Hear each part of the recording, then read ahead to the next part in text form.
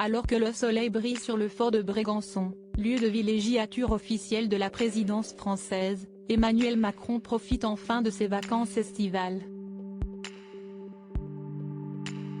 Cependant, même en période de repos, le président de la République doit être protégé et accompagné par une escouade resserrée, composée de ses officiers de sécurité et de son médecin personnel, rapportent nos confrères de Politico.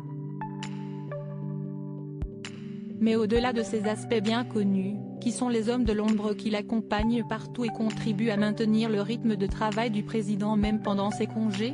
Selon une ancienne conseillère de l'Élysée, qui a eu l'opportunité d'observer de près les vacances présidentielles, Siesti son aide de camp qui lui fait remonter des choses et fait le lien avec le reste des équipes. Car même loin de Paris, le président ne décroche jamais complètement. La tracation, une méthode de travail privilégiée par Emmanuel Macron, lui permet de profiter de ses jours dans le sud de la France tout en continuant à assumer ses responsabilités professionnelles. En effet, il n'est pas rare de le voir travailler depuis la terrasse d'un café, lorsqu'il a besoin de s'aérer l'esprit et de se sentir moins confiné que dans les murs du fort de Brégançon.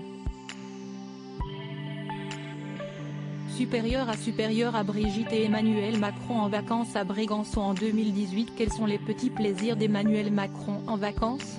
Lorsqu'Emmanuel Macron raccroche enfin son attaché-case en vacances, le président de la République a tout de même ses habitudes.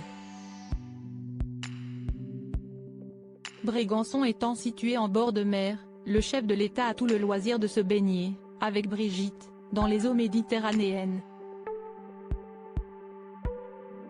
Le locataire de l'Élysée a d'ailleurs un penchant pour le jet ski. Outre ses activités nautiques, le supérieur d'Elisabeth Borne profite des petits plaisirs de la vie, promenades, lecture et bons restaurants, le programme de vacances, ou de tracances, réussi. Article écrit en collaboration avec 6 médias Crédit Photo, Christophe Simonpoul.